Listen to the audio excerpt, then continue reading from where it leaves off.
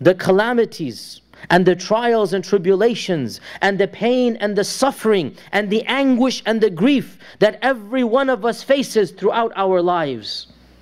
Of the mercy of Allah, and He did not have to do this, but of the mercy of Allah is that every physical or emotional pain that we suffer, if we have faith in Allah and we have sabr and yaqeen, that pain will dissolve our sins as well.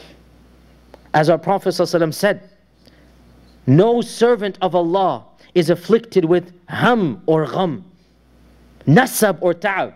No suffering, nor anguish, nor anxiety. Because wallahi, sometimes an intellectual pain is more painful than a physical pain. In fact, that is usually the case. We would rather have a one-time pain than the pain of debt, the pain of family, the pain of suffering. That's more difficult.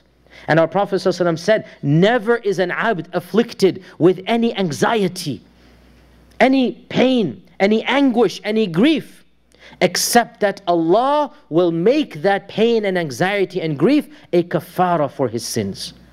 And that is why, brothers and sisters, when a believer is tested with pain and suffering, in fact, the believer at one level embraces it. Nobody wants to suffer. Nobody likes pain. But when the believer is tested, one side of him appreciates the testing. And he or she understands, Allah is testing me so that my sins may be forgiven and I may come on the Day of Judgment with no sins.